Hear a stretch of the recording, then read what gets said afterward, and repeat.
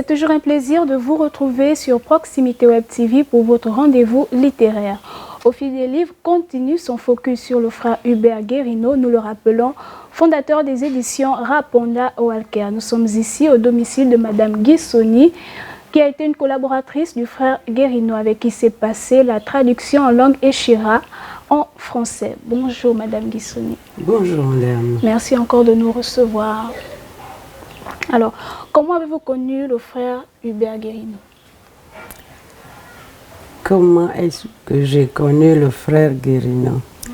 Le frère Guérino me découvre en tant que chef de service des affaires sociales et culturelles de la mairie de Libreville. J'y suis et donc j'organise le pan culturel de ce service. Existaient déjà les affaires sociales, mais pas le pan culturel. Et c'est donc par cet aspect culturel que je vais rentrer en contact avec le frère Hubert. Et nous allons travailler ensemble pendant un moment sur tout et n'importe quoi. Et puis il va arriver un moment où nous allons découvrir dans les archives qu'il y avait encore des vieux manuscrits de Raponda Walker. Dans ces manuscrits, bon, vous savez ce qui a été écrit, ça datait de 1936. Et 1936 aux années 90, ça faisait un long chemin. Oui. Donc, c'est des vieux papiers jaunis par le temps. Ça a été tapé à la machine, mais pas vos machines actuelles. Machines vieilles, donc, qui faisaient des trous. Les O, les B, les P, les D, tout était confondu parce que c'était des trous. D'accord. Voilà. Et donc, il va me demander de lire avec lui. Donc, on découvre que c'est élément de grammaire Guissira. Je dis, mais Madame Guissoni, vous allez vous occuper de ce document. Je dis, mais frère Hubert, qu'est-ce que c'est? Et je regarde. Je dis, ah oui, élément de grammaire Guissira. Je dis, mais moi, je ne suis pas grammairien. Non, non, non, non, frère Hubert. Il dit, non, je sais que vous pouvez le faire. D'accord. Donc, il me remet le vieux document et je commence ma lecture. Voilà notre entrée en matière. D'accord, ok. Alors, qu'est-ce que vous retenez de son parcours au Gabon? Et vous a-t-il laissé un souvenir particulier? Oui, oui, oui. Frère Hubert a été pour moi un ami, mais vraiment un ami sur qui je pouvais compter. Mais au-delà de ça, ça c'est parler comme un occidental. Mais si je reste en Afrique, chez nous au Gabon, je dirais que le frère Hubert a été pour moi un parent, un vrai parent sur qui je pouvais compter. Frère Hubert, de conseil en conseil, de difficultés, mais je ne sais pas ce que je ne pouvais pas confier à Hubert. Moi, je l'appelais Hubert. D'accord, une véritable complicité entre Voilà, oui. Voilà.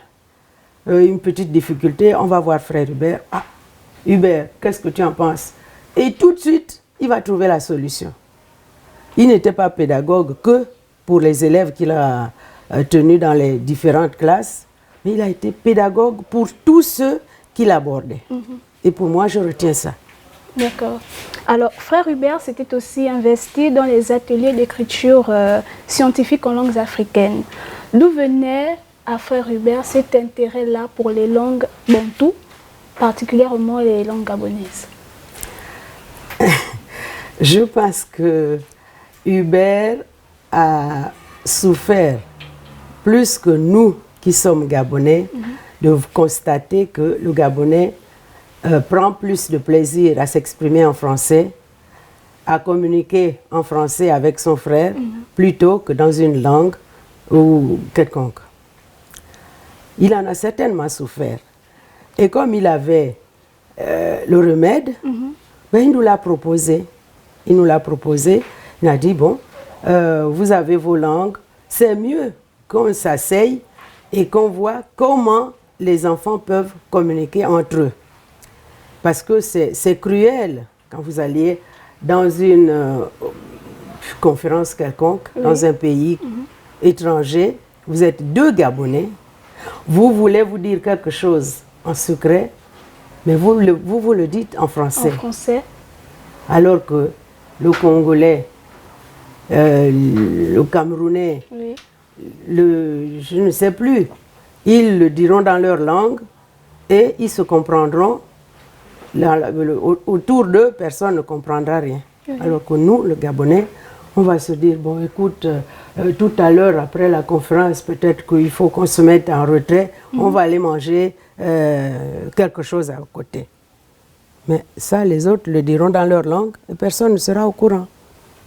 Et donc, frère Hubert a souffert de cela. Je suis sûre que de cette souffrance-là est née l'envie et le désir et la volonté de faire ce qu'il a appelé, vous allez arriver certainement, les écritures des langues bantoues, notamment les langues gabonaises. D'accord, ok. Alors, vous concernant, vous avez travaillé avec lui dans la traduction de la langue Échira. Comment cette traduction s'est-elle passée? Quelles ont été les étapes? Est-ce que vous avez rencontré des difficultés? Difficultés, non, parce que je parle couramment Guissir. Celle que les Français ont appelée Échira, mais l'Échira lui-même l'appelle Guissir. La langue, c'est le Guissir. Moi, je suis une femme Guissir. Mon pays, c'est le pays Guissir.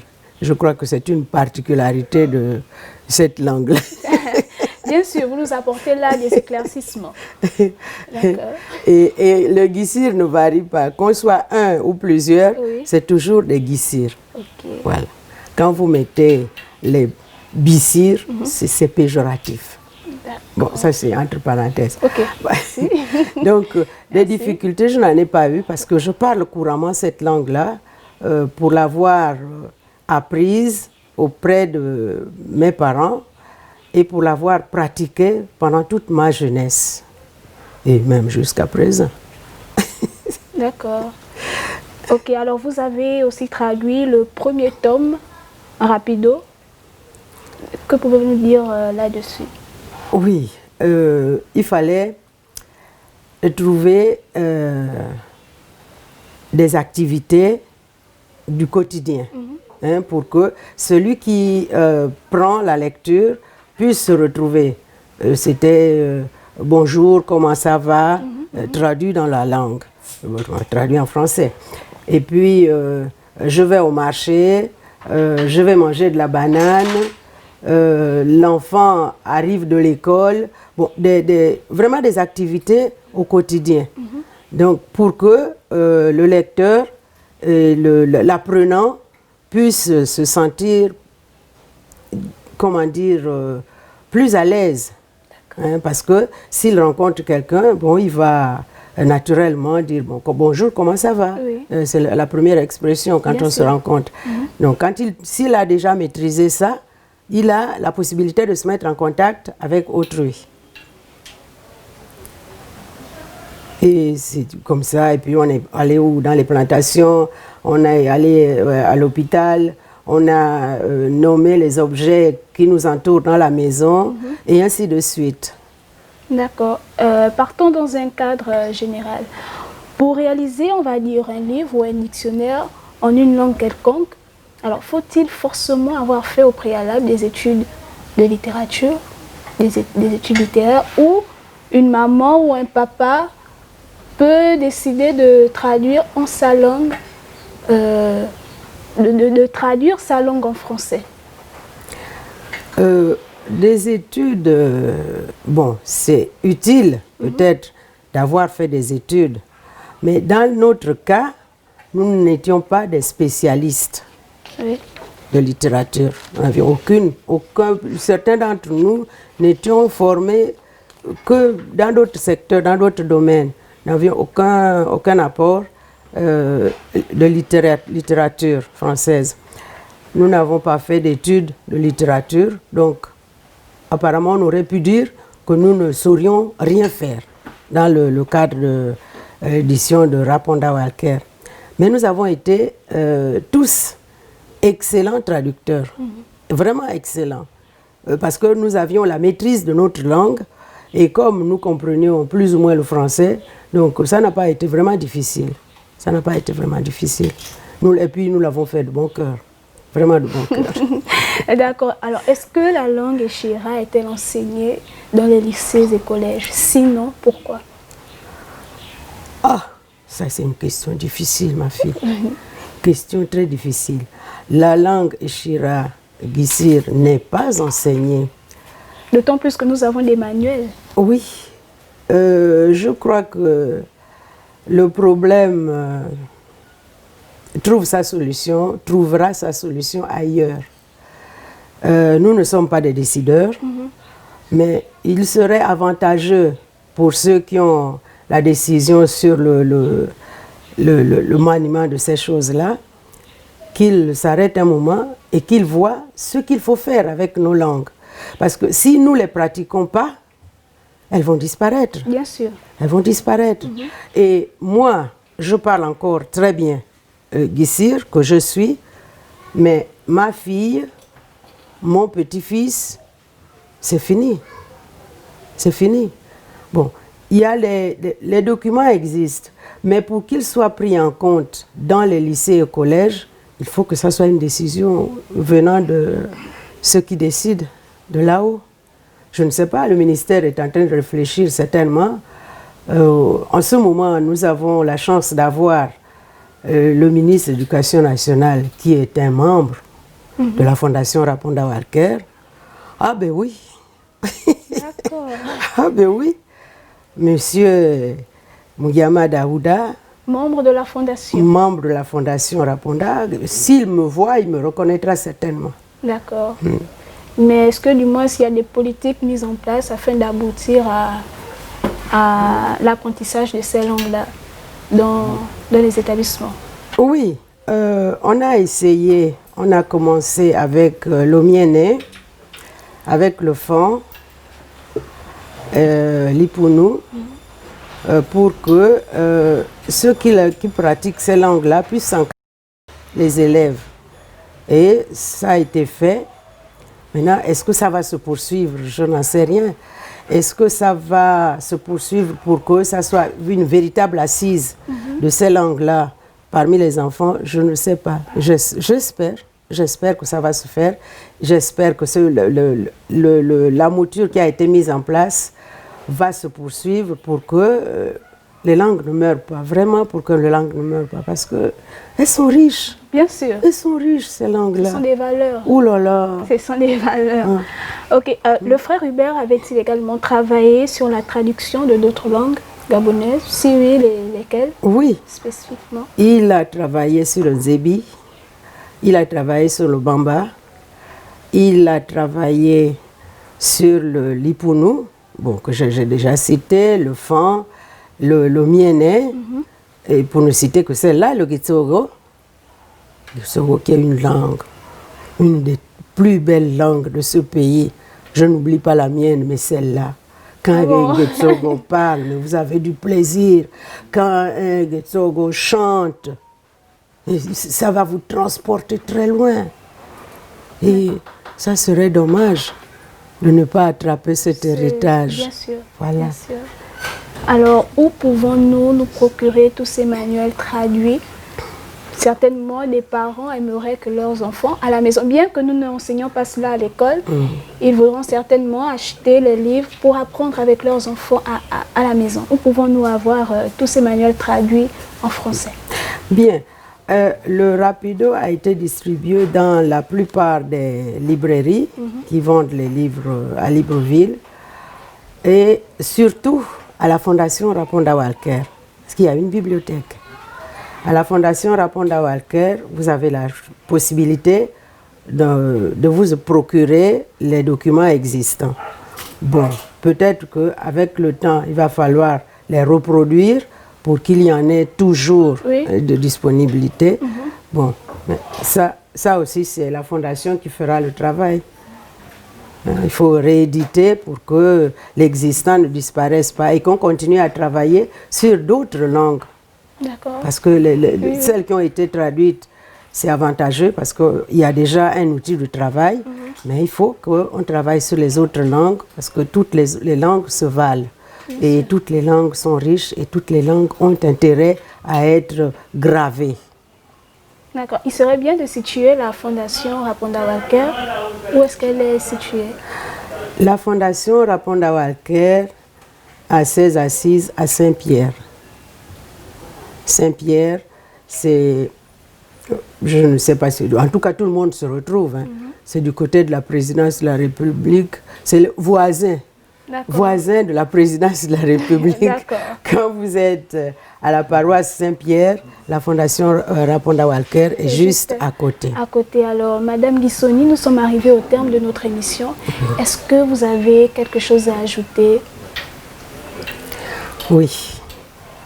Je voudrais ajouter que le Gabonais que je suis a hâte de savoir que les décideurs de ce pays prennent conscience et prennent à tâche ce que les langues soient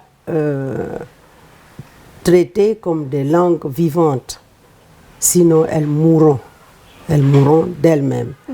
C'est vrai que nous avons le français qui nous permet de communiquer entre nous et avec l'extérieur. C'est vrai que c'est une langue internationale, mais ce n'est pas la nôtre. Ce n'est pas la nôtre. Notre langue, c'est celle à laquelle nous appartenons. C'est celle dont nous gérons la culture. Nous ne pouvons nous retrouver culturellement dans nos traditions que si nous pratiquons nos langues. Parce que si je devais faire une incantation vis-à-vis de mes ancêtres, à leur endroit, je ne leur parlerai pas français. Bien sûr. Peut-être qu'ils ne comprendraient pas. Oui. Il faudrait que je dise quelque chose, mais avec les mots, avec l'accent du terroir Guissir. C'est cela aussi l'avantage d'avoir une langue et de la parler. Je dirais quoi pour conclure que je remercie beaucoup la Fondation Raponda Walker d'être venue jusque ici, loin de la ville. Ici, nous sommes loin, nous avons encore les perdrix qui chantent. Nous sommes ici très loin de la ville. La Fondation s'est déplacée pour venir jusque chez moi. C'est vraiment un bonheur pour moi parce que je me sentais un peu perdue. Là, je retrouve de la vie. Je me dis, ah, donc j'existe. Si moi, là, je peux faire déplacer la Fondation Raponda Walker, c'est que j'existe encore. Bien sûr. Et du coup, je me dis, le petit travail que j'ai commencé avec Frère Hubert, je peux le poursuivre. Bien sûr. Et je vais le poursuivre avec beaucoup d'engouement. Tout ce qui me reste comme énergie, je vais l'investir dans ce travail-là. Et pour Frère Hubert, je crois que là où il est, s'il nous voit, s'il nous entend, il doit être heureux de revoir Joséphine. Merci. Ok, c'est nous qui vous remercions encore. Chers téléspectateurs de Proximité Web TV, notre émission prend fin. Nous vous disons à très bientôt pour un prochain numéro. Portez-vous bien.